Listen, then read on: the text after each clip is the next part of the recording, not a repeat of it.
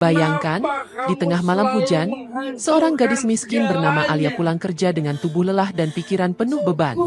Jalanan licin, lampu kota redup, dan hatinya gundah memikirkan biaya obat ibunya. Tiba-tiba, motor yang ia kendarai menyerempet sebuah mobil mewah.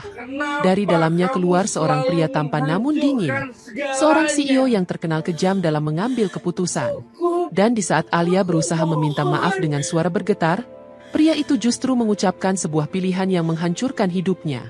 Ternyata, sahabat semuanya, sebelum kita mulai cerita ini, tuliskan dulu di kolom komentar, dari kota mana kalian menonton.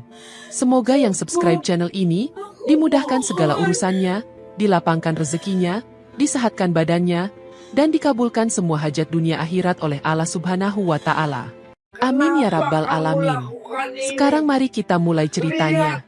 Malam itu, hujan turun tanpa ampun. Seolah seluruh langit sedang menumpahkan kesedihannya.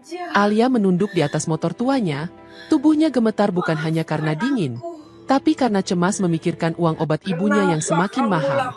Dari pukul 6 pagi hingga hampir tengah malam, ia bekerja membersihkan kios orang lain, mencuci gelas, dan mengangkat barang tanpa henti.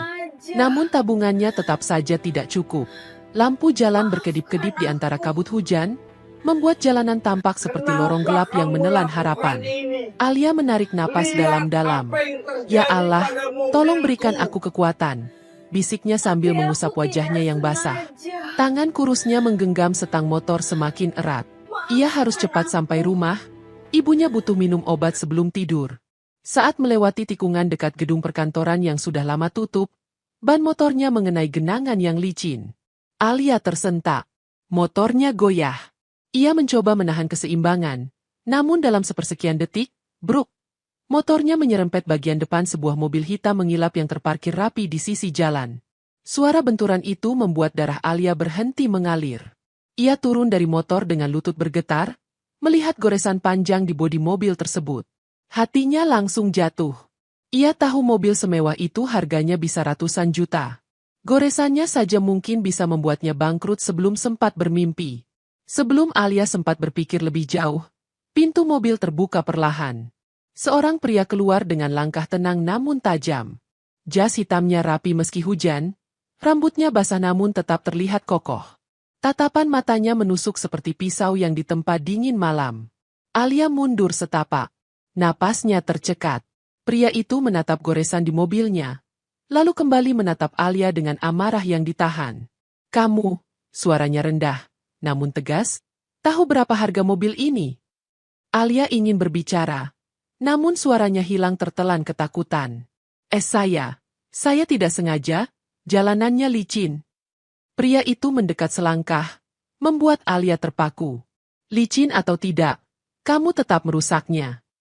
Hujan semakin deras, membasahi wajah Alia dan membuat air matanya bercampur dengan tetesan hujan. Ia membungkuk dalam-dalam. Maafkan saya benar-benar tidak mampu membayar kerusakan sebesar ini. Tapi saya... Pria itu mengangkat tangan, menghentikannya. Berapapun alasanmu, kerusakan tetap harus diganti. Alia memeluk dirinya sendiri, gemetar. Saya bisa bekerja, saya bisa mencicil, tolong beri waktu. Pria itu tertawa pendek, bukan karena lucu, tapi karena tidak percaya. Mobil ini tidak bisa dicicil oleh orang yang bahkan pulang kerja masih naik motor tua. Sekilas, cahaya lampu gedung memantul di wajahnya yang tampan namun keras. Ia menatap Alia lama, seolah sedang menilai sesuatu yang tidak terlihat. Hujan dan suara denting aspal seperti berhenti sesaat saat pria itu mendekat lebih dekat. Nadanya berubah, lebih dingin, lebih berbahaya. Kamu tidak bisa bayar dengan uang, katanya pelan, tapi mungkin ada cara lain untuk menggantinya. Alia menelan ludah, jantungnya memukul dadanya tanpa henti. Maksud Anda? Pria itu menatapnya lurus, tanpa tedeng aling-aling. Menikah denganku. Kata-kata itu meluncur begitu datar dari bibir pria itu, namun menghantam dada Alia lebih keras daripada derasnya hujan malam itu. Alia terpaku, tubuhnya seperti membatu. Ia tidak tahu apakah pria itu sedang bercanda, mengancam, atau benar-benar serius. Men, menikah? Ulang Alia dengan suara sehalus bisikan, Wajahnya memucat di bawah temaram lampu jalan. Pria itu memasukkan kedua tangannya ke saku jasnya, seolah sedang membahas sesuatu yang tak lebih penting dari cuaca. Kamu tidak salah dengar. Itu pilihanmu, jika kamu ingin masalah ini selesai. Alia menatap mobil mewah yang tergores, lalu menatap kembali pria itu. Ia tidak mengenali siapa dia, tapi cara bicara dan sikapnya menunjukkan bahwa ia bukan orang biasa. Bukan orang yang bisa ditentang. Tapi, kenapa? Alia memberanikan diri bertanya meski suaranya bergetar. Pria itu mendengus pelan, seperti kesal harus menjelaskan sesuatu yang baginya tidak perlu. Aku sedang butuh istri. Cepat, legal, dan tidak menuntut macam-macam. Kamu muncul di hadapanku pada waktu yang tepat. Ia menatap Alia dari atas ke bawah, menilai tanpa dosa. Dan kamu tidak punya pilihan lain. Hujan berangsur-angsur melambat, namun jantung Alia justru semakin cepat. Ia menggigit bibirnya, menahan air mata yang ingin pecah. Saya tidak bisa, ucap Alia tegas, meski tubuhnya gemetar. Saya punya ibu yang harus saya rawat. Saya punya pekerjaan. Pekerjaan apa? Potong pria itu tajam. Membersihkan kios? Mengangkat barang di pasar? Kamu bahkan tidak bisa membayar 1% dari kerusakan mobilku. Alia terdiam. Ia tahu itu benar, tapi tetap saja. Menikah dengan orang asing? Itu gila. Pria itu mendekat 2 langkah, membuat Alia mundur tanpa sadar. Tatapannya dingin, tegas, dan penuh keyakinan bahwa ia memegang kendali. Aku bisa melaporkanmu malam ini. Polisi akan memintamu bertanggung jawab. Dan jika kamu tidak bisa, pria itu berhenti, membiarkan kalimatnya menggantung. Aku tidak yakin ibumu mampu menghadapi berita itu. Alia terisak pelan. Kenapa Anda melakukan ini? Saya sudah bilang saya tidak sengaja. Karena dunia tidak peduli apakah kamu sengaja atau tidak, sahutnya cepat. Yang penting hasilnya. Mobilku rusak. Itu fakta. Suasana di antara mereka memanas, namun bukan karena amarah yang meledak-ledak, lebih karena tekanan yang menekan dari segala sisi. Hujan menyisakan aroma aspal basah yang membuat malam semakin berat. Pria itu kemudian mengeluarkan kartu namanya dan meletakkannya di tangan Alia. Namaku Revan. Kamu punya waktu sampai besok malam. Pilih, pernikahan, atau konsekuensi hukum. Alia ingin membuang kartu itu, tetapi tangannya justru membeku saat menyentuhnya. Revan melangkah kembali ke mobil lalu membuka pintu. Tepat sebelum masuk, ia menatap Alia sekali lagi. Dan jika kamu berpikir kabur, jangan coba-coba.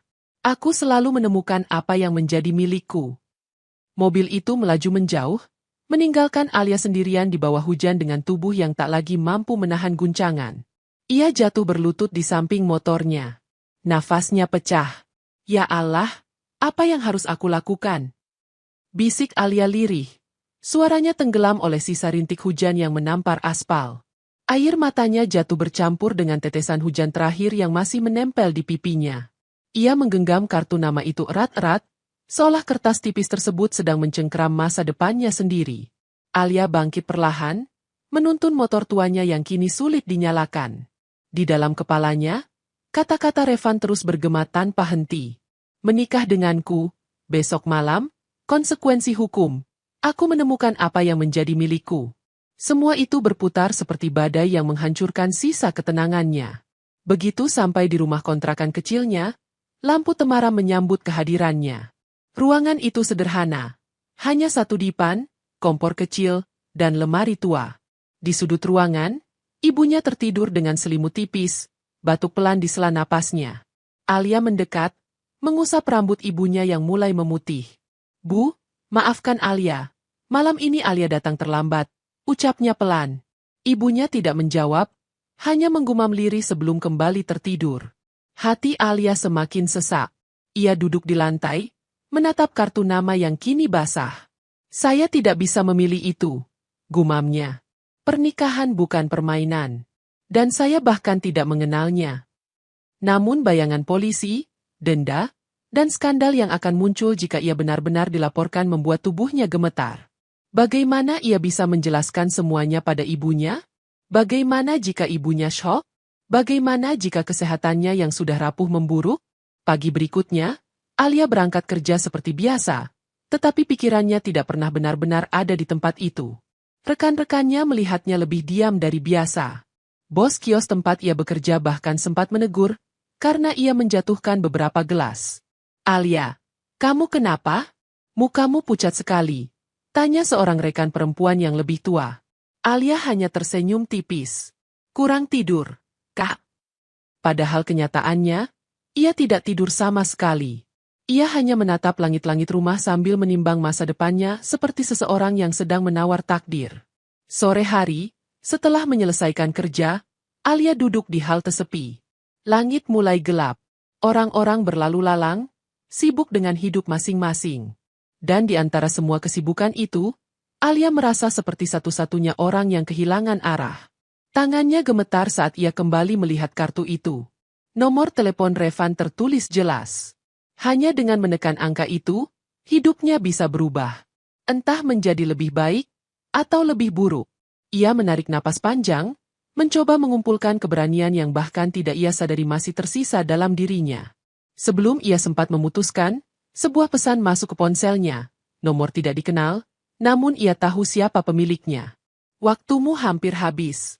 Jangan buat aku datang sendiri." Alia tersentak. Darahnya serasa berhenti mengalir. Ia berdiri terburu-buru, meraih tas lusuhnya, dan menatap langit malam yang mulai memamerkan cahaya lampu kota. "Ya Allah, kalau ini jalan yang harus aku tempuh, kuatkan aku," bisiknya. Tanpa pikir panjang lagi, ia melangkah pergi menuju takdirnya. Langkah Alia terasa goyah, namun hatinya sudah tidak punya ruang untuk keraguan. Malam semakin pekat, dan dinginnya angin seakan menegur keberaniannya. Meski begitu, ia terus berjalan menuju alamat yang tercetak di kartu Revan. Gedung itu tinggi, megah, dan terlalu mewah untuk seseorang seperti Alia. Saat ia tiba di pintu lobi, dua penjaga keamanan langsung menatapnya dari kepala hingga kaki. Pakaian kerjanya yang basah, rambut yang menempel di pipi, dan sepatu yang mulai sobek tampak sangat kontras dengan lantai marmer berkilau dan lampu kristal tergantung di langit-langit. "Cari siapa?" tanya salah satu penjaga dengan nada curiga. Alia menelan ludah, lalu mengulurkan kartu nama basah itu. "Saya, dipanggil oleh Tuan Revan." Penjaga itu terdiam sejenak, lalu menghubungi seseorang lewat interkom. Dalam beberapa detik, lift terbuka, dan seorang perempuan berpenampilan elegan keluar. Bahunya tegap, high heels-nya berkilau, dan ekspresinya penuh kesombongan. "Kamu," kata perempuan itu sambil menatap Alia dari ujung kaki hingga ujung kepala. "Ikuti aku." Nama perempuan itu Mirella, orang dalam keluarga Revan yang sejak awal sudah memandang Alia dengan jijik. Ia tidak berkata sepatah kata pun sepanjang perjalanan di dalam lift, hanya sesekali menghela napas seolah udara menjadi murah karena kehadiran Alia. Ketika lift terbuka di lantai paling atas, suasana berbeda sepenuhnya. Ruangan luas dengan pemandangan kota, lampu-lampu hangat, dan suasana sunyi yang terasa seperti membeku. Di tengah ruangan, Revan berdiri menghadap jendela besar, tangan di saku, tanpa sedikit pun menoleh saat Alia datang. "Dia sudah datang," lapor Mirella singkat. Revan hanya mengangguk tanpa melihat. Mirella mendengus, lalu melangkah pergi sambil bergumam pelan. "Tidak tahu diri." Alia berdiri kaku. Nafasnya tercekat.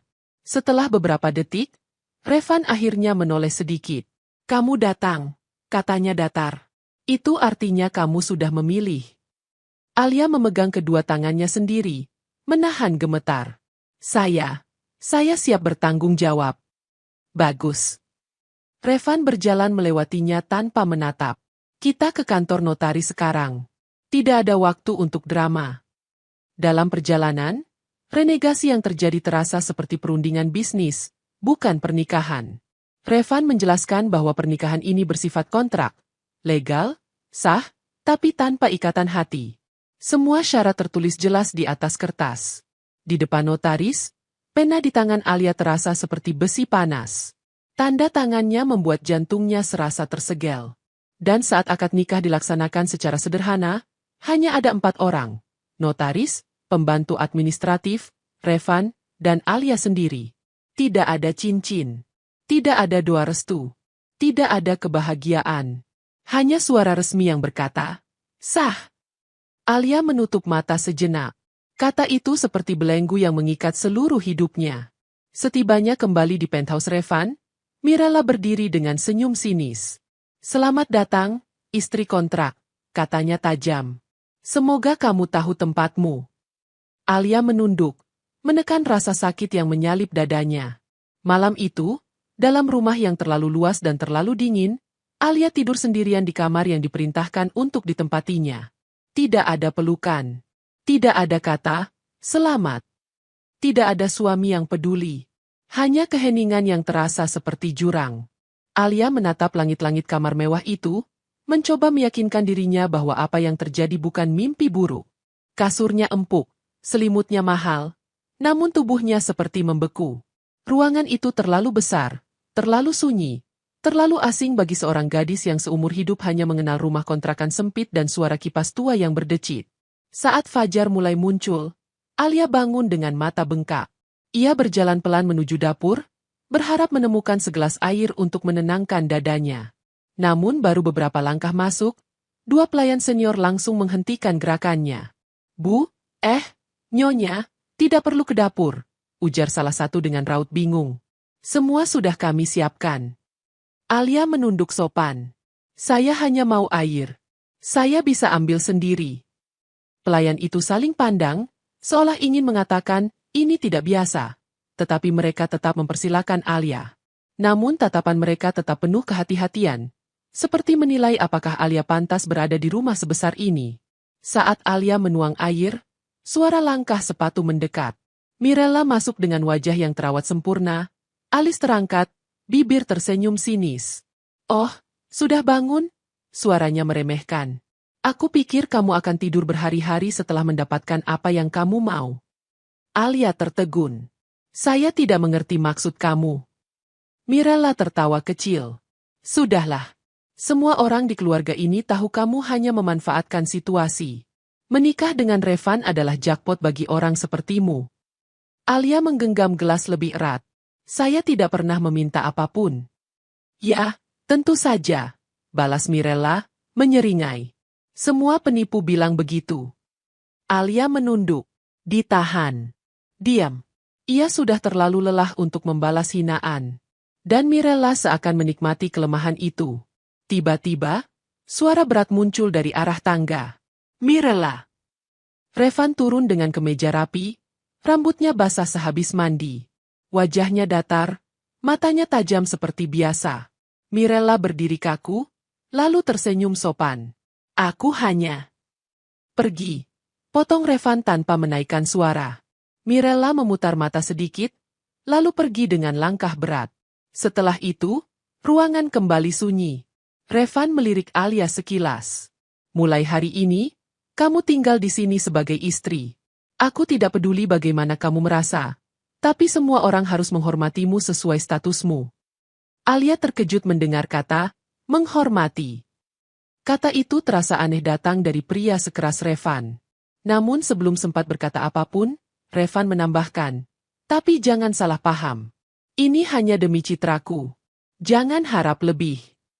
Ia berjalan menuju pintu, meraih jasnya. "Ada acara perusahaan. Kamu ikut?" Alia tersentak. Ikut."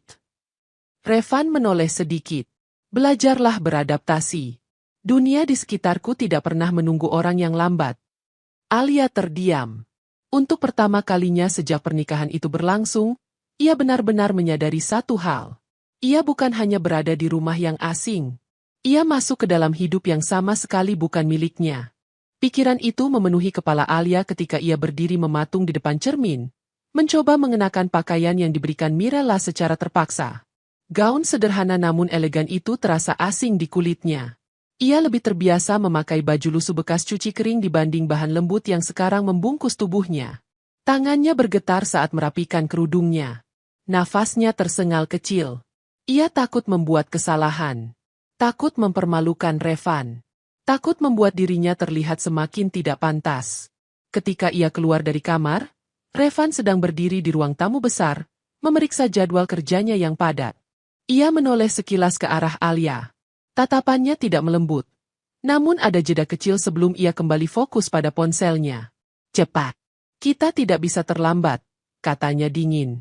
Mereka pergi menuju sebuah acara perusahaan tempat para petinggi bisnis berkumpul. Ruangan itu penuh lampu kristal, musik lembut, dan aroma parfum mahal yang menusuk. Semua orang tampak seperti lahir dari dunia yang berbeda. Dunia yang terlalu tinggi untuk dijangkau Alia. Beberapa tamu menatap Alia dengan tatapan ingin tahu, sebagian dengan tatapan meremehkan. Mirella, yang ternyata hadir juga sebagai kerabat dekat keluarga Revan, langsung menghampiri dengan senyum licik.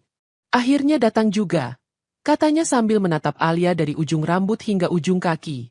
Setidaknya gaun itu membuatmu terlihat sedikit layak. Alia menunduk, tidak ingin membuat keributan. Namun Revan tiba-tiba melangkah maju, berdiri di sisi Alia. Mirella, ucapnya datar tanpa menoleh, aku tidak ingin mendengar komentar tidak perlu. Mirella terdiam sesaat, lalu tersenyum manis palsu. Aku hanya bercanda. Jangan terlalu serius. Setelah Mirella pergi, Revan menatap Alia sejenak. Jangan terlalu dekat dengannya. Alia mengangguk pelan. Saya mengerti. Malam itu, Alia mencoba menjalani perannya. Ia tersenyum ketika diperkenalkan sebagai istri Revan. Ia menahan gugup saat berbicara dengan beberapa tamu. Tapi di balik semua itu, dadanya terasa berat. Ia tidak bisa lepas dari perasaan tidak pantas. Seperti bayangan asing yang ditempelkan ke dunia yang bukan miliknya. Saat acara hampir selesai, ponsel Alia bergetar. Pesan masuk dari tetangga rumah kontrakannya. Alia, ibumu batuk keras sejak siang. Kami khawatir. Pulanglah kalau bisa. Alia memucat. Jantungnya berdetak cepat. Ia menoleh ke arah Revan yang sedang berbincang dengan dua investor senior. Tangannya gemetar memegang ponsel. Ia menghampiri Revan dengan langkah kecil. Tidak ingin mengganggu, namun tidak punya pilihan lain. Maaf, saya perlu pulang. Ibu saya sakit, ujarnya pelan. Revan mengangkat alis, menatapnya seolah permintaan itu tidak pada tempatnya. Sekarang, acara masih berlangsung. Ibu saya sendirian. Suara Alia hampir pecah. Saya harus melihat kondisinya. Revan terdiam sejenak yang terasa seperti menit panjang. Kemudian ia menarik napas panjang. Baik, kita pulang. Keputusan cepat itu membuat Alia kaget. Tapi ia tidak punya waktu untuk menganalisisnya. Yang ada hanya kekhawatiran pada ibunya. Dalam perjalanan pulang, Alia baru menyadari satu hal. Di balik dinginnya Revan, ada sesuatu yang belum ia mengerti, dan itu membuat hatinya semakin kacau. Mobil melaju menembus malam, lampu-lampu kota memantul di kaca jendela, seolah ikut menggambarkan pikiran Alia yang bercampur aduk. Sepanjang perjalanan, Revan tidak banyak bicara. Wajahnya tetap dingin, namun sesekali matanya melirik arah Alia yang tampak cemas memegang ponsel. Ketika mereka tiba di depan rumah kontrakan sederhana itu, Alia langsung turun tanpa menunggu. Pintu rumah terbuka sedikit, dan dari dalam terdengar suara batuk ibunya yang berat. Alia masuk tergesa-gesa. Ibu. Ia berlari ke samping dipan kecil tempat ibunya berbaring. Wajah wanita itu pucat, napasnya tersengal, dan keringat dingin membasahi pelipisnya. Alia, suara ibunya lemah, nyaris tak terdengar. Alia langsung duduk di lantai dan menggenggam tangannya erat. Bu, maaf Alia lama. Alia pulang sekarang. Alia di sini. Tanpa disadari, Revan masuk pelan ke dalam rumah. Matanya menyapu ruangan sempit itu. Dinding mengelupas, lemari tua yang hampir rubuh, kipas berdebu, dan obat-obatan murah di atas meja kecil. Ada sesuatu di wajahnya yang berubah. Meski hanya sekilas. Sebuah kilasan rasa bersalah? Atau empati yang selama ini terkubur? Tetangga yang menjaga ibu Alia sejak sore menghampiri. Tadi beliau sesak napas. Yah, kami takut kalau-kalau malah makin parah. Alia menunduk. Terima kasih, Kak. Maaf merepotkan. Revan melangkah mendekat, kemudian berjongkok di sisi dipan. Kita bawa ke rumah sakit sekarang, katanya pendek namun tegas. Alia tersentak. Tapi, biayanya. Revan menatapnya. Tatapannya seperti bilah yang menembus alasan apapun. Urusan biaya aku yang tanggung. Aku tidak suka menunda masalah kesehatan. Alia ingin membantah, tapi keadaan ibunya terlalu mengkhawatirkan. Ia hanya mengangguk cepat, menahan air mata. Revan langsung mengangkat tubuh ringan ibu Alia, seolah wanita itu tidak lebih berat dari selembar kain. Alia berlari keluar mengikuti langkah Revan yang mantap dan cepat. Mereka masuk ke mobil, dan Revan mengendarainya tanpa menunda sedetik pun. Di rumah sakit, dokter segera menangani ibu Alia. Setelah beberapa menit yang terasa seperti jam panjang, Alia akhirnya diizinkan masuk ke ruang perawatan sementara. Wanita itu tertidur dengan alat bantu napas, tubuhnya lebih tenang. Alia mengusap tangan ibunya lembut. "Bu, bertahan ya." Revan berdiri di pintu, bersandar pada kusen dengan wajah sulit dibaca. Alia menatapnya dari kejauhan, dan untuk pertama kali sejak mengenalnya, ia tidak melihat hanya dingin, ada kelelahan, kepedihan samar, dan mungkin kewajiban yang terasa berat bahkan bagi Revan sendiri. "Apa dokter bilang kondisi ibumu parah?" tanya Revan pelan. Alia mengangguk, menahan getaran suaranya. "Obat yang selama ini kami beli tidak cukup kuat." Revan terdiam sejenak, lalu berkata tanpa menatapnya, "Mulai hari ini, semua kebutuhan ibumu aku yang urus." Alia tertegun. "Kenapa? Kenapa Anda melakukan ini?" Revan tidak menjawab. Ia hanya memasukkan kedua tangan ke saku dan menatap ke arah kaca jendela, seakan berusaha menyembunyikan sesuatu yang mulai retak dalam dirinya. Dan malam itu, Alia menyadari satu hal. Dalam hati Revan yang beku, ada retakan kecil yang mulai terbuka. Namun retakan itu justru memberi ruang bagi sesuatu yang tidak ia mengerti. Malam itu, setelah memastikan ibu Alia tertangani, Revan duduk di ruang tunggu rumah sakit. Alia duduk beberapa kursi di sebelahnya, memeluk kedua tangannya sendiri sambil memejamkan mata. Hening menyelimuti mereka, tetapi bukan hening yang nyaman. Lebih seperti hening yang menyimpan ribuan pertanyaan tanpa jawaban. Tiba-tiba seorang perawat menghampiri Alia. "Nona Alia, tadi ada seorang laki-laki mencari Anda. Dia menitipkan ini." Alia membuka matanya, kaget. "Laki-laki?" Perawat menyerahkan sebotol air dan roti. "Katanya teman lama Anda. Dia sudah pergi sebelum sempat saya tanya lebih jauh." Alia mematung sesaat, lalu tersenyum kecil. "Itu pasti Arga, tetangga depan rumah. Dia memang sering bantu kalau ibu sakit." Revan yang sejak tadi diam, tiba-tiba menoleh cepat. "Arga?" Alia mengangguk polos. "Iya. Kami sudah kenal sejak kecil." Revan menatap air dan roti di tangan Alia seolah benda itu menyimpan sesuatu yang mengancam. Ada perubahan kecil di wajahnya, sesuatu yang tajam, asing, dan tak mau ia akui sebagai rasa tidak suka. Tanpa berkata apapun, Revan berdiri. "Aku pergi sebentar." Alia menatapnya bingung. "Kemana?" Revan tidak menjawab. Ia hanya melangkah keluar dengan langkah panjang dan tensi yang sulit dijelaskan. Sesampainya di luar, ia bersandar pada tembok rumah sakit, memejamkan mata. Ada perasaan berat di dadanya yang tidak ingin ia akui. "Kenapa aku peduli siapa yang mengantarkan roti untuknya?" Pertanyaan itu membuatnya semakin kesal.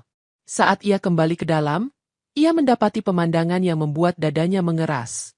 Arga, pemuda berwajah ramah dan sederhana, baru saja datang kembali, membawa kantong berisi buah. Ia tersenyum hangat pada Alia. "Alia, aku baru dengar ibumu sakit. Maaf tadi buru-buru. Ini aku belikan buah. Semoga bisa bantu pemulihan beliau." Alia berdiri dan menerima pemberian itu dengan mata berkaca-kaca. "Terima kasih, Ga. Kamu selalu bantu." Revan mendekat. Tatapannya dingin, namun ada bara di dalamnya. "Kamu siapa?" Arga menoleh sopan. "Saya Arga, teman kecil Alia." "Kenapa kamu masih kembali?" tanya Revan tanpa sopan santun. Arga kaget, namun tetap menjawab. "Saya hanya ingin memastikan keadaan ibunya." "Tidak perlu," balas Revan cepat. "Mulai sekarang aku yang urus semuanya." Alia menyentuh lengan Revan pelan. "Revan, dia cuma ingin membantu." Revan menoleh pada sentuhan itu, lalu pada wajah Alia, sebelum menjauhkan tangannya secara halus namun jelas. Arga tersenyum kaku, mencoba meredakan ketegangan. "Tidak apa, Alia. Aku pulang dulu. Jaga diri." Arga melangkah pergi. Namun mata Revan mengikuti hingga bayangan Arga hilang. Ada kecemburuan halus yang merayap di wajahnya, meski ia sendiri tampak berusaha menepisnya. Ketika keduanya kembali duduk, Alia berkata lirih, "Kamu tidak perlu marah." "Aku tidak marah," jawab Revan cepat. "Kalau begitu kenapa nadamu?" "Sudahlah," potong Revan, menatap lurus ke depan. "Aku hanya tidak suka orang luar ikut campur." Alia tidak tahu kenapa, tetapi jawaban itu membuat dadanya hangat sekaligus bingung. Malam itu, untuk pertama kalinya, bukan hanya Alia yang terluka oleh perasaan yang tidak ia pahami. Revan pun merasakannya. Dan dari situlah api cemburu pertama itu diam-diam mulai menyala. Revan tidak menunjukkan apapun pada Alia, tetapi sepanjang perjalanan kembali ke rumah besar itu, wajahnya terus menegang. Tangannya menggenggam setir lebih erat dari biasanya, seolah menahan sesuatu yang ingin ia hancurkan. Alia duduk di sampingnya dengan diam, sesekali mencuri pandang, namun takut bertanya. Ia merasakan perubahan itu, namun tak tahu dari mana datangnya. Ketegangan memenuhi kabin mobil sepanjang malam, sampai akhirnya mereka tiba di rumah. Begitu masuk ke dalam, Revan langsung menuju ruang kerjanya tanpa sepatah kata pun. Alia ingin menghentikannya, tapi langkah pria itu terlalu tegas, terlalu dingin, seperti pintu baja yang menutup dan tidak bisa dibuka. Dengan hati berat, Alia kembali ke kamar. Ia menyalakan lampu kecil, duduk di tepi ranjang, dan meremas ujung selimut. Dalam keheningan itu, ia merasa semakin asing, bukan hanya terhadap rumah ini, tetapi juga terhadap dirinya sendiri. Apa sebenarnya posisinya di hidup Revan?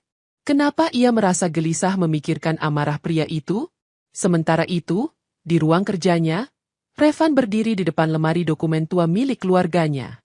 Matanya tajam menelusuri setiap nama, setiap tanggal, setiap catatan. Ia tidak tahu kenapa tiba-tiba terdorong untuk mencari sesuatu tentang masa lalu. Mungkin karena melihat kondisi rumah Alia. Mungkin karena mendengar nama Arga. Atau mungkin karena retakan di hatinya tadi pagi. Sampai akhirnya, tangannya berhenti di satu map berwarna coklat kusam.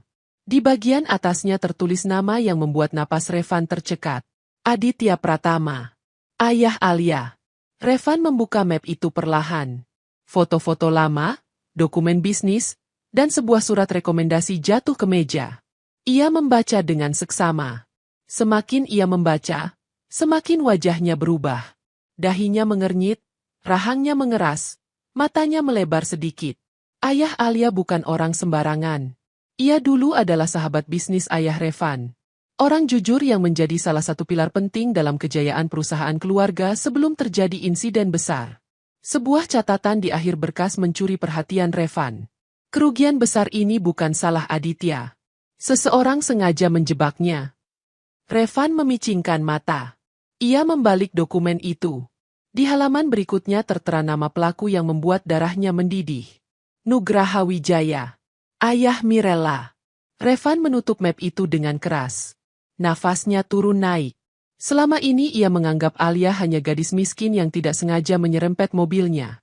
Tapi setelah membuka dokumen itu, ia sadar kenyataan jauh lebih rumit. Ayah Alia pernah dikhianati oleh keluarga Mirella, orang yang selama ini dekat dengan keluarga Revan. Ia duduk di kursi, memegangi dahi. Ada perasaan bersalah yang menekan dadanya. Ia telah memperlakukan Alia seolah gadis itu tidak punya nilai. Padahal keluarganya pernah berjasa pada keluarga Revan sendiri. Ketukan pelan terdengar di pintu. "Revan, kamu sudah makan?" Suara Alia kecil tapi penuh ketulusan. Revan memejamkan mata. Ia tidak siap menghadapinya setelah mengetahui semuanya. "Sudah," jawabnya singkat. "Oh," Alia terdengar ragu. "Kalau begitu, selamat malam." Langkah Alia menjauh perlahan, dan pintu kamar ditutup dengan lembut. Revan membuka matanya. Retakan kecil di hatinya kini berubah menjadi sesuatu yang lebih dalam. Campuran rasa bersalah, penasaran, dan kegelisahan yang belum pernah ia rasakan sebelumnya. Dan malam itu, Revan tahu satu hal. Alia bukan sekadar istri kontrak dalam hidupnya. Ia adalah pintu menuju masa lalu yang selama ini terkubur. Pikiran itu terus menghantui Revan sepanjang malam. Ia menatap map berisi nama ayah Alia seolah benda itu bisa membakar jarinya. Rasanya seperti ada dua sisi dalam dirinya yang saling bertabrakan. Sisi yang selama ini dingin dan penuh perhitungan, dan sisi lain yang entah sejak kapan mulai tak tahan melihat Alia terluka. Pagi datang tanpa Revan tidur sedetik pun. Lingkar hitam di matanya jelas, namun ia tetap keluar dari kamar dengan langkah teratur. Saat ia turun ke ruang makan, Alia sudah ada di sana, berdiri kikuk sambil memegang cangkir teh. "Selamat pagi," ucap Alia pelan, selalu berusaha ramah meski balasannya seringkali dingin. Revan mengangguk kecil. "Pagi." Alia duduk di ujung meja, menjaga jarak seperti biasanya. Namun pagi itu, ia tampak lebih gelisah dari biasanya. Revan tidak bisa mengabaikannya. "Kamu kenapa?" tanya Revan datar, tapi matanya mencuri memperhatikan. Alia menunduk, mengusap jemarinya sendiri. Saya memikirkan ibu. Dokter bilang beliau butuh perawatan jangka panjang." "Kita akan lakukan," potong Revan cepat. "Tidak perlu cemas soal biaya." Alia terkejut. "Kenapa kamu begitu peduli?" Pertanyaan sederhana itu membuat Revan terdiam. Kata-kata Alia menembus sesuatu dalam dirinya. Beberapa detik berlalu sebelum Revan berkata, "Tidak semua hal harus punya alasan." Namun Alia menggeleng pelan. "Tidak. Semua orang melakukan sesuatu karena alasan tertentu. Dan, kamu bukan orang yang melakukan hal sia-sia." Revan menatap Alia lama. Ada ketulusan di matanya. Ketulusan yang membuat dadanya terasa sesak. Suasana hening itu tiba-tiba pecah ketika pintu ruang makan terbuka keras.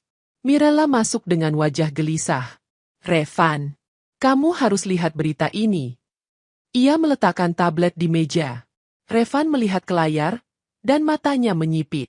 Di sana, muncul foto dirinya dan Alia di rumah sakit, diambil diam-diam oleh seseorang. Judul berita itu menyala terang. CEO tampan diduga menyembunyikan istri miskin, skandal keluarga mulai terungkap. Alia menutup mulutnya, wajahnya memucat. "Ya Allah, siapa yang memfoto itu?" Mirella menatap Alia dengan penuh kemarahan. "Kau sadar apa yang sudah kau lakukan pada reputasi perusahaan? Ini semua karena kedatanganmu."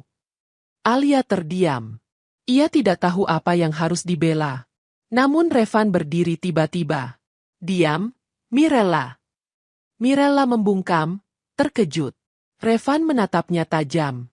"Jangan salahkan Alia untuk sesuatu yang bukan salahnya." "Bukan salahnya?" Mirella mendengus. "Dia merusak semuanya.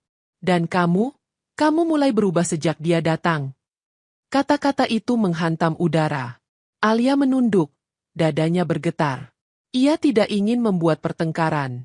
Tidak ingin menjadi penyebab hancurnya hubungan apapun dalam keluarga Revan. "Mirella, cukup," ulang Revan, suara lebih rendah namun mematikan. Alia perlahan berdiri. Saya keluar dulu. Maaf." Revan menoleh. Namun Alia sudah pergi meninggalkan ruangan dengan langkah kecil yang penuh luka. Sementara itu, Mirella menatap Revan dengan mata merah. "Kamu membiarkan dia mengubahmu. Kamu membiarkan dia masuk terlalu jauh." Revan tidak menjawab. Ia hanya menatap pintu yang baru saja ditutup Alia, perasaan yang sulit ia kendalikan menyeruak dari dalam dadanya. Cinta dan luka bertabrakan. Dan Revan tidak tahu harus berpihak pada yang mana. Ia berdiri lama di depan pintu yang baru saja Alia tutup, merasakan sesuatu yang mengganjal di dadanya. Sesuatu yang tidak pernah ia izinkan muncul dalam hidupnya. Tapi sebelum ia sempat menyusul Alia, ponselnya bergetar keras. Nomor rumah sakit. Revan mengangkat cepat. Suara panik dari ujung telepon membuatnya menegang. "Tuan Revan, pasien atas nama ibu dari Nyonya Alia mengalami kondisi darurat. Napasnya melemah drastis. Kami membutuhkan keluarga untuk datang secepatnya." Revan langsung berbalik. Ia tidak lagi memikirkan Mirella yang masih berdiri di ruang makan, wajahnya terpaku antara marah dan bingung. Alia. Ia harus menemukannya. Revan berlari menuju kamarnya. Namun ketika mendobrak pintu kamar Alia, ruangan itu kosong. Tirai bergoyang pelan, menandakan jendela sempat dibuka, dan di atas meja terdapat sesuatu yang membuat dada Revan mengeras. Ia mengambilnya dengan tangan bergetar. Tulisan tangan Alia terlihat kacau namun jelas. "Revan, maafkan aku. Aku tidak ingin menjadi beban." Mulai hari ini, aku kembalikan semua status yang kau berikan. Aku pergi, bukan karena benci, tapi karena aku tidak pantas di hidupmu. Lindungi perusahaanmu. Lindungi reputasimu. Aku hanya inginkan satu hal, jangan cari aku. Revan meremas surat itu, napasnya memburu. Tuhan, Alia. Ia tidak membuang waktu. Revan keluar dengan langkah besar, wajahnya gelap seperti badai. Mirella yang melihatnya panik. Revan, apa yang terjadi? Revan tidak menoleh sedikit pun. Jangan ikut campur.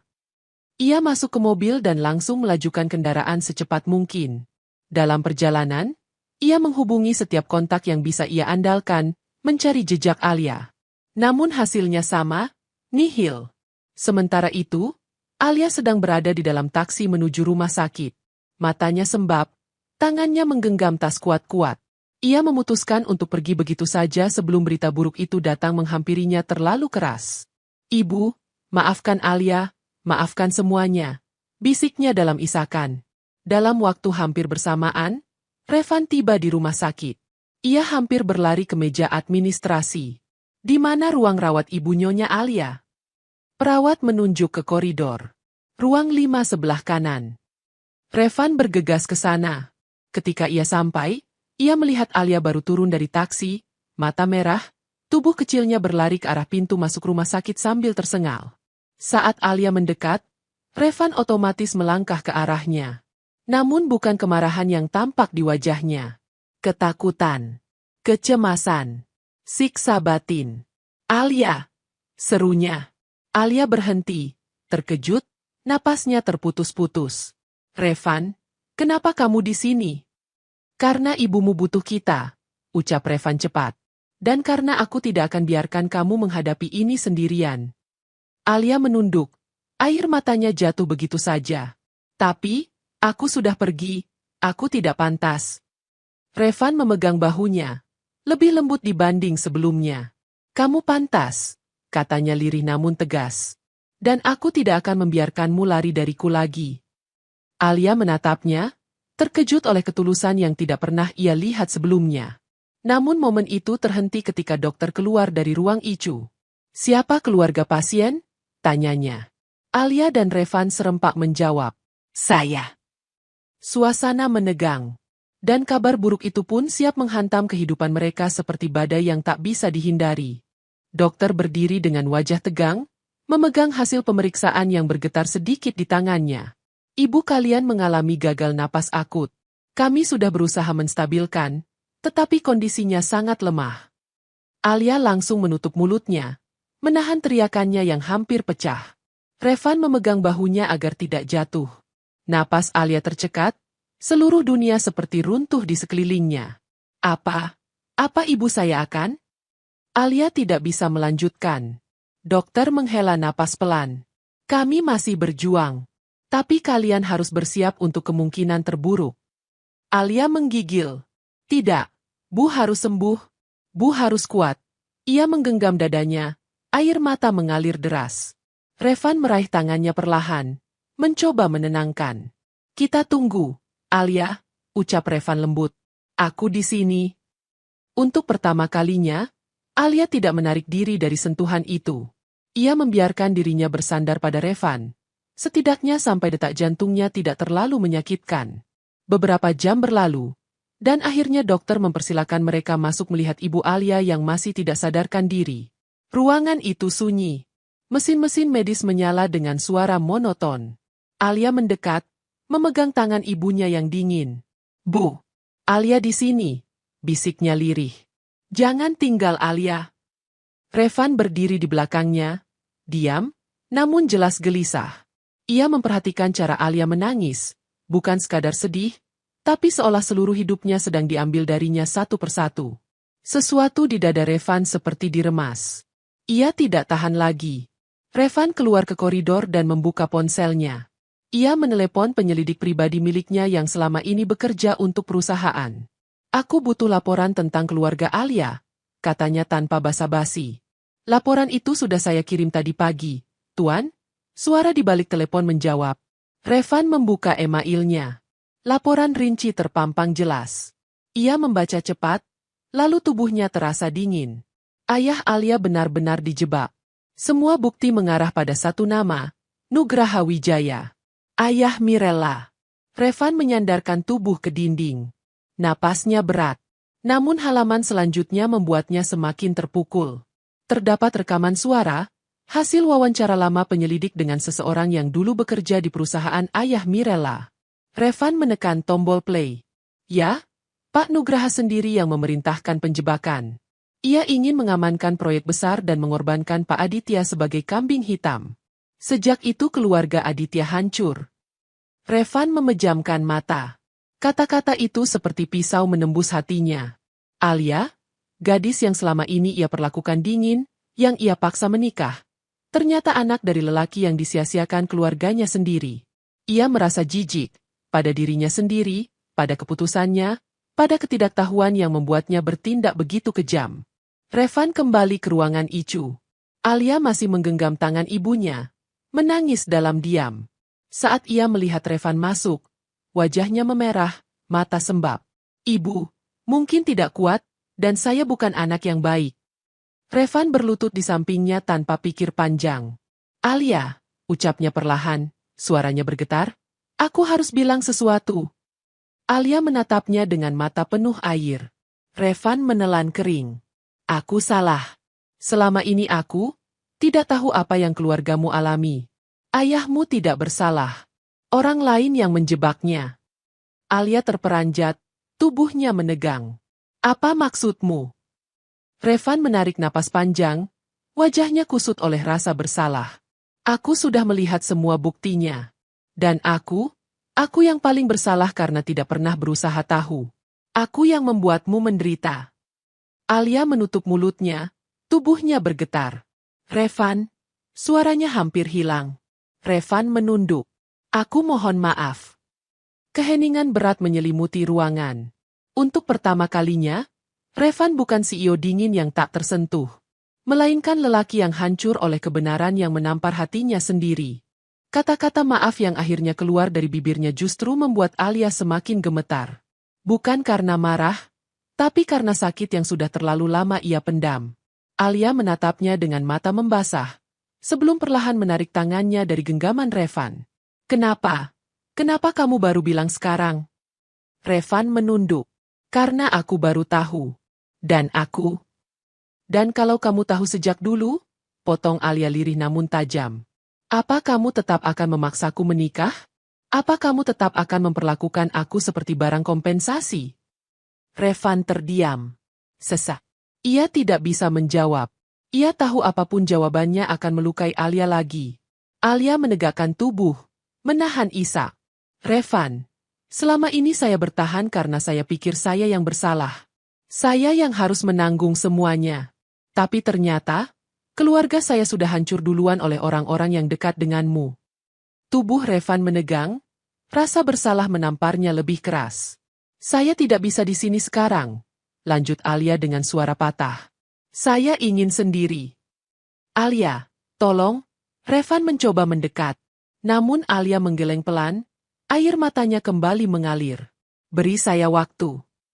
Ia berdiri, mencium kening ibunya, lalu melangkah keluar dari ruang Icu dengan langkah pelan namun tegas. Revan tersentak, langsung bangkit ingin mengejarnya. Tapi ketika ia melangkah keluar dari ruang Icu, koridor rumah sakit sudah kosong. Alia menghilang. Alia! Revan memanggil. Suaranya menggema, menabrak dinding-dinding putih rumah sakit. Ia berlari menyusuri lorong, matanya mencari ke segala arah. Ruang tunggu, tangga darurat, pintu keluar. Tidak ada. Alia lari terlalu cepat. Atau menyelinap dalam diam ketika semua perhatian tertuju pada detak jantung ibunya. Revan meraih ponselnya, menghubungi supir, satpam, siapapun yang bisa membantu. Cari dia. Kemanapun dia pergi. Jangan biarkan dia pulang sendiri. Hatinya kacau. Dadanya terasa seperti diremas tanpa ampun. Di luar rumah sakit, hujan turun tiba-tiba seolah mengikuti kepedihan yang terjadi di dalam. Revan berlari keluar, mencarinya di halaman rumah sakit, di parkiran, di depan apotek, tetapi tetap saja tidak ada Alia. Sementara itu, di sisi lain rumah sakit, Alia berdiri di bawah hujan, menutupi wajahnya dengan kerudung basah. Air mata dan air hujan bercampur, membuat semuanya buram. Alia, bisiknya pada dirinya sendiri, kamu harus kuat, kamu harus bangkit. Tapi hatinya tetap jatuh. Ia meraih ponselnya, membuka kontak satu persatu. Namun tidak ada yang bisa ia hubungi.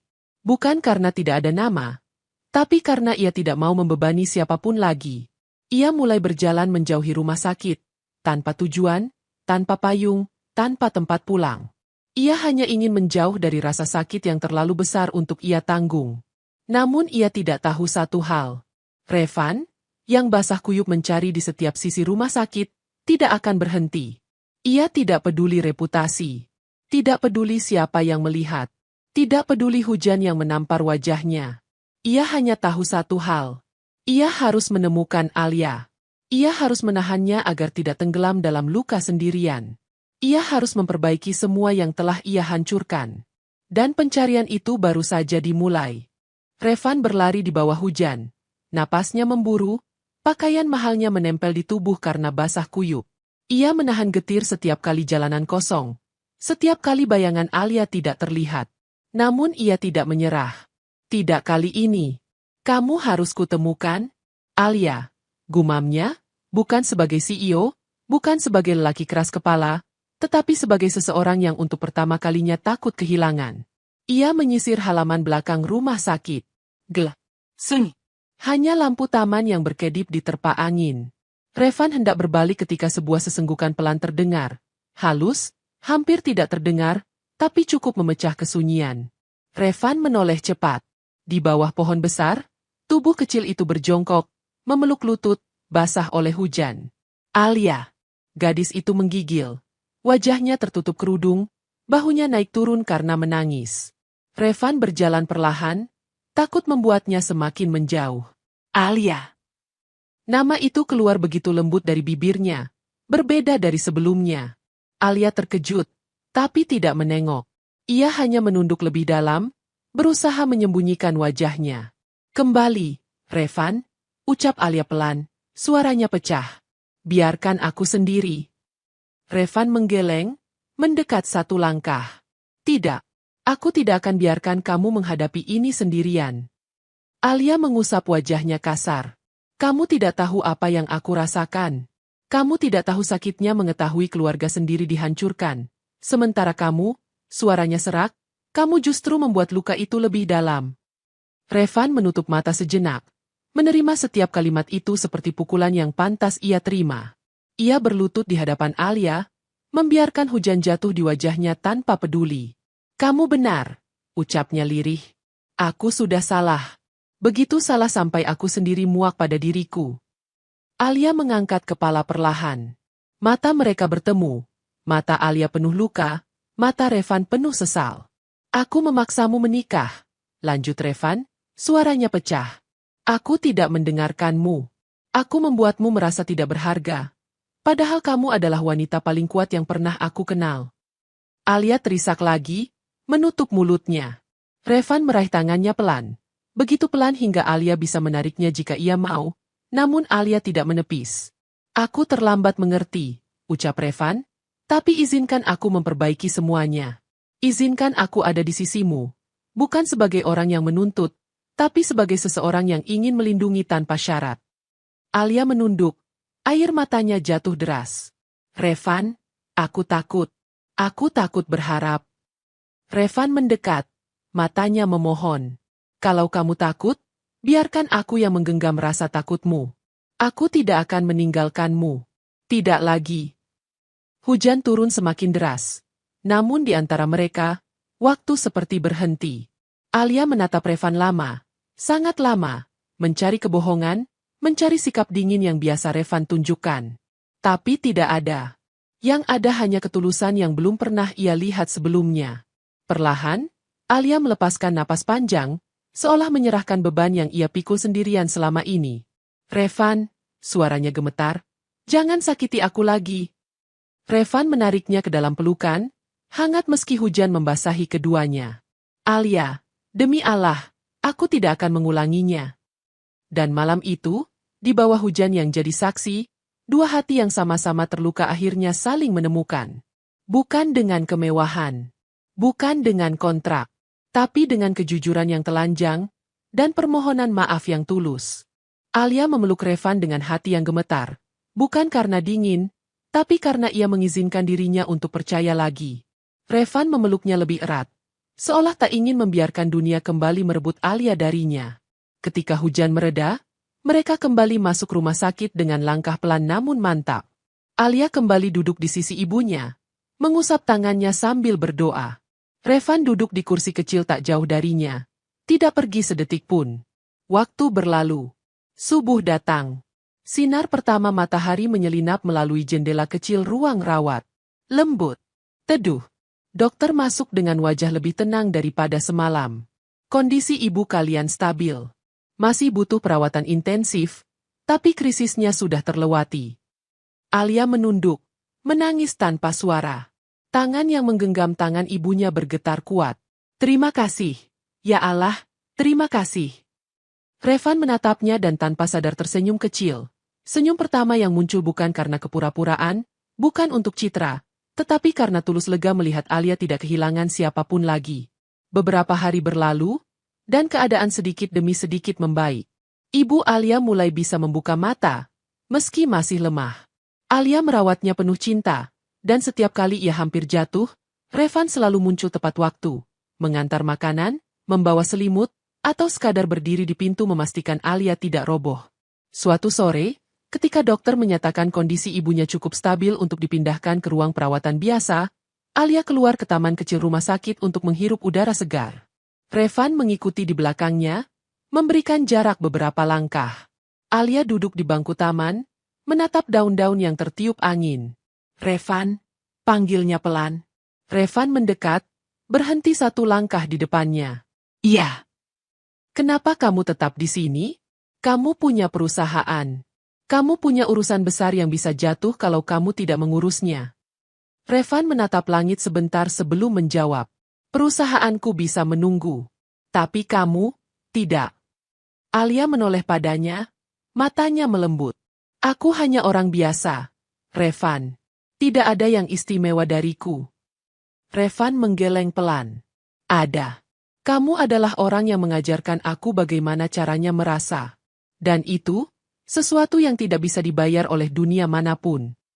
Alia menggigit bibir. Hatinya bergetar. Revan lalu duduk di sampingnya. Resah, seolah sedang mencari keberanian. Alia, ada hal yang harus aku lakukan. Ia berdiri, menarik napas panjang, lalu berlutut di depannya. Gerakan itu sederhana, tapi membuat seluruh tubuh Alia kaku seketika. Revan, apa yang kamu lakukan? Revan menatapnya dalam-dalam, tanpa topeng, tanpa dingin, tanpa jarak. Alia, aku ingin menikah denganmu. Perlahan ia meraih tangan Alia. Bukan karena kontrak. Bukan karena kesepakatan. Tapi karena aku mencintaimu. Alia menutup mulutnya. Air matanya langsung mengalir. Revan, jangan main-main. Aku tidak pernah serius seperti ini sebelumnya. Revan menggeleng dengan suara parau. Aku ingin memperbaiki semua yang sudah aku rusak. Aku ingin hidup bersamamu. Bukan karena kewajiban, tapi karena kamu adalah rumah yang selama ini tidak pernah aku punya. Hening turun di antara mereka. Angin menyapa dedaunan, membawa aroma tanah setelah hujan. Alia mencari kata-kata, tapi suara yang keluar hanya bisikan. Revan, aku takut. Aku tahu, jawabnya lembut. Dan aku juga takut. Tapi lebih takut lagi kalau aku kehilangan kamu. Alia menatap wajah Revan lama, sangat lama. Mencari kebohongan, mencari manipulasi. Tapi ia tidak menemukan apa-apa selain seorang lelaki yang meletakkan hatinya telanjang di hadapan gadis yang dulu ia pandang rendah. Alia menghapus air matanya, lalu mengangguk pelan. Kalau ini yang kamu inginkan, kalau kamu benar-benar mau memperbaiki semuanya, aku terima. Revan menutup mata sejenak, kelegaan begitu jelas memancar dari wajahnya. Ia berdiri, memeluk Alia erat. Pelukan yang tidak hanya menghangatkan tubuh, tetapi juga hati yang selama ini penuh luka. Alia, bisiknya, terima kasih. Beberapa minggu kemudian, mereka menggelar pernikahan kecil di halaman rumah sakit tempat Ibu Alia dirawat. Tidak ada kemewahan. Tidak ada tamu berdasi mahal. Hanya Alia, Revan, Ibu Alia yang sudah stabil, beberapa perawat yang ikut tersenyum, dan udara sore yang hangat. Ijab kabul berlangsung sederhana. Namun ketika kata, sah, diucapkan, hati Alia bergetar. Bukan seperti saat pernikahan kontrak dulu, namun seperti sebuah pintu baru terbuka dengan cahaya lembut di ujungnya. Revan menggenggam tangan Alia. Kali ini, aku menikah karena cinta. Alia menunduk, tersenyum sambil menangis. Dan aku menerima, karena Allah akhirnya menunjukkan jalan yang tidak pernah aku bayangkan. Dan begitulah, kisah yang dimulai dari sebuah kecelakaan kecil, berubah menjadi perjalanan panjang menuju rumah yang sesungguhnya. Rumah yang dibangun dengan maaf, kejujuran, dan cinta yang ditempa oleh luka. Alia menatap pria yang kini sah menjadi suaminya. Dan untuk pertama kalinya sejak lama, ia merasa benar-benar aman. Pada akhirnya, hidup mengajarkan bahwa takdir tidak selalu datang dengan cara yang manis. Terkadang, ia muncul sebagai badai yang meruntuhkan segalanya dulu sebelum menghadiahkan pelangi di akhir perjalanan. Bagi Alia, semua dimulai dari satu malam hujan yang menyeretnya pada ketakutan, paksaan, dan luka masa lalu yang terungkap satu persatu. Namun dari situ pula ia belajar bahwa Allah tidak pernah meninggalkan hambanya yang bersabar. Bahwa setiap air mata yang jatuh diam-diam, setiap doa yang terucap lirih, dan setiap rasa sakit yang ia pendam sendirian, ternyata menjadi jembatan menuju sesuatu yang lebih besar dari apapun yang pernah ia bayangkan. Revan, yang dulu hanya mengenal dingin dan hitam putih dunia bisnis, akhirnya menemukan bahwa cinta tidak muncul dari kenyamanan, melainkan dari keberanian untuk bersalah dan memperbaiki diri. Ia belajar menundukkan egonya, mengakui masa lalunya, dan membuka hatinya untuk seseorang yang selama ini tidak pernah ia sadari begitu berarti. Alia mengajarinya bahwa manusia bukanlah angka, bukan status, bukan kasta, melainkan jiwa yang harus dihargai. Kini, setelah perjalanan panjang yang menguras setiap detik dari hidup mereka, keduanya berdiri di jalan baru yang sama sekali berbeda. Tidak ada lagi kontrak, tidak ada lagi paksaan, tidak ada lagi luka yang disembunyikan. Yang tersisa hanyalah dua hati yang telah melalui badai paling kelam dan akhirnya menemukan jalan pulang, kepelukan satu sama lain. Dan ketika senja turun di hari-hari baru mereka, Alia menggenggam tangan Revan dengan keyakinan yang tidak pernah ia punya sebelumnya. Bahwa meski takdir datang dengan cara yang sulit, ia tetap sebuah anugerah. Sebab dari pertemuan yang tak pernah direncanakan itu, mereka akhirnya belajar, rumah bukanlah tempat, melainkan seseorang yang membuat kita merasa pulang.